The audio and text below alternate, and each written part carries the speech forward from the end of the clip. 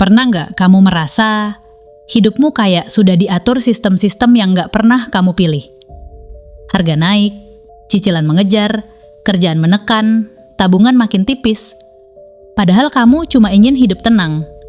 Tapi, kalau aku bilang semua itu bagian dari sistem ekonomi yang diam-diam membentuk hidup kita, bahkan tanpa kita sadar. Biasanya, kita tumbuh besar dengan percaya bahwa hidup adalah tentang pilihan.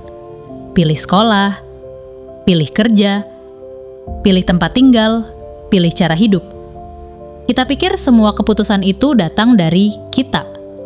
Tapi di balik layar, ada sistem-sistem ekonomi yang bekerja jauh sebelum kita lahir. Mereka menentukan harga barang, arah teknologi, kesempatan kerja, bahkan siapa yang berkuasa. Ada sistem kredit yang membuat kita hidup dari masa depan. Ada inflasi yang perlahan mencuri nilai uang kita. Ada supply chain global yang membuat barang murah, tapi tenaga kerja rapuh. Ada sistem pajak yang menentukan siapa yang makin kaya, siapa yang tertinggal. Ada bank sentral yang mengatur bunga dan menentukan cepat atau lambatnya hidup berjalan. Kita berjalan, tapi bukan kita yang memegang peta. Sampai suatu hari, kita mulai bertanya, kenapa gaji naik tapi hidup terasa makin berat?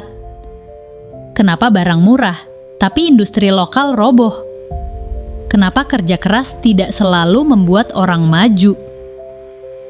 Dan dari pertanyaan sederhana itu, kita mulai sadar bahwa hidup modern dibangun di atas sistem-sistem yang tidak terlihat. Kapitalisme yang mendorong inovasi, tapi juga kompetisi tanpa batas.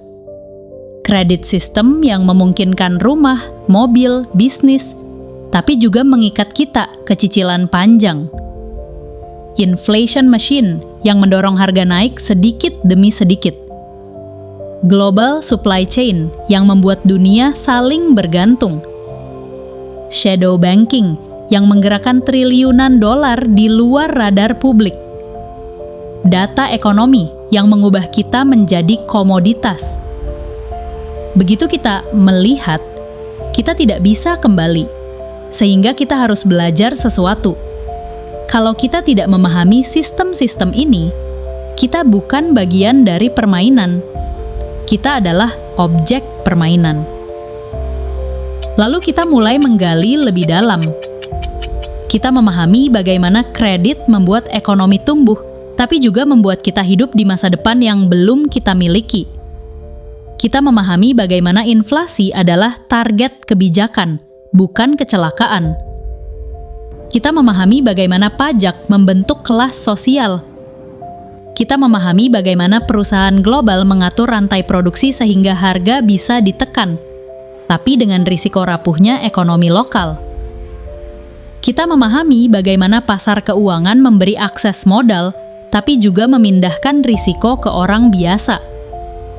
Kita belajar bahwa sistem-sistem ini tidak jahat, tapi juga tidak netral. Mereka hanya berjalan sesuai desainnya. Dan kalau kita tidak mengerti, kita akan hanyut.